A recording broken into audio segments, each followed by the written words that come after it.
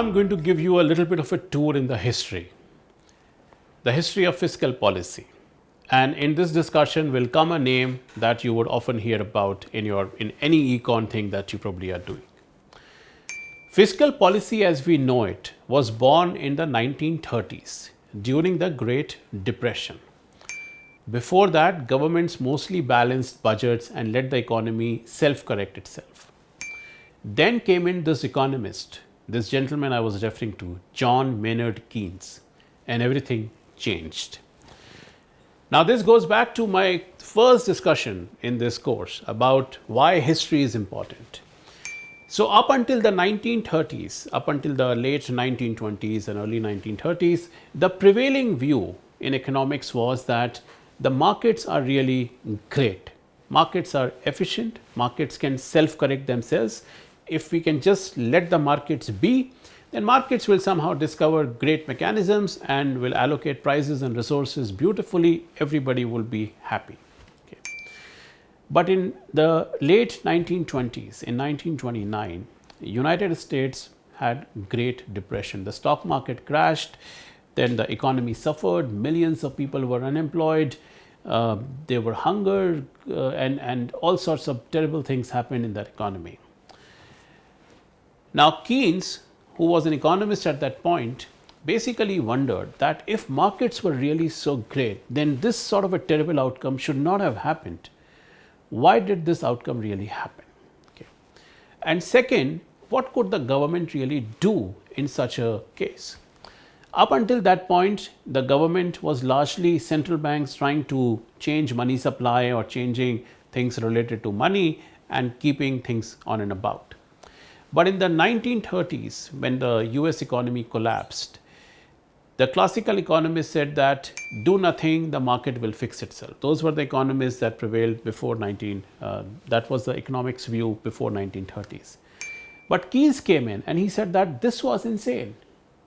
In a depression, people are not spending, firms are not investing, and the economy is sort of stuck in this trap, in this low output trap. So Keynes argued the following, that in this moment, the private sector, when it is in a state of depression, it is not really spending much. For some reason, capacity is underutilized, there is unemployment everywhere, so on and so forth. The government should step in and spend. It should stimulate the economy.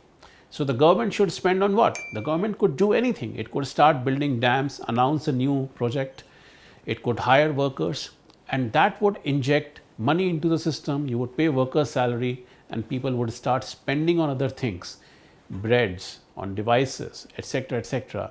And when everybody starts spending, then the aggregate demand would go up in the economy and the economy will come back to its healthier level.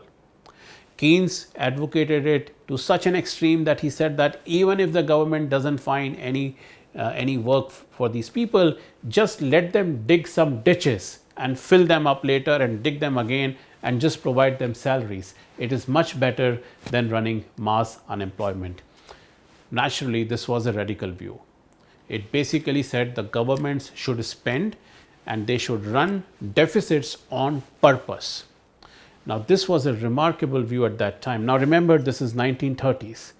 The World War II has still not happened. The World War I has happened. So all that the world really knows, particularly the economic world, is that the government should spend, but only when it is wartime. Okay, that is when the governments can run deficits on purpose. But this is the first time that somebody is telling them that no, there is no war going on, there is just simple economics in question here, but you got to spend, you want to run deficits, you just have to spend out of your pocket because you want to revive the economy.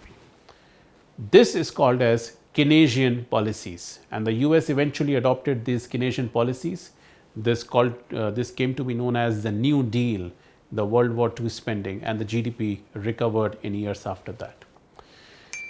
All of this started because by that time the monetary policy had been exhausted, and we have seen that monetary policy has its natural limits, particularly when interest rates are already near zero. We have discussed that is a zero lower bound, a sort of a liquidity trap. In such cases, fiscal policy is the only tool that is left. It also happened that in the 1930s, the central banks could not cut the rates any further because they were around 1% and near zero anyway.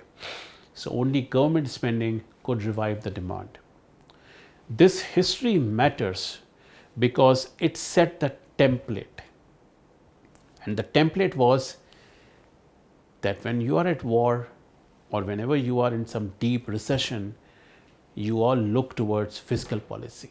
Use fiscal policy in deep recessions, because it is at that time that it is very likely that the monetary policy would have already run into its limit. It would already have been exhausted. This is exactly the theme that played out 100 years later during COVID-19. The Great Depression taught us that fiscal policy matters when monetary policy is powerless.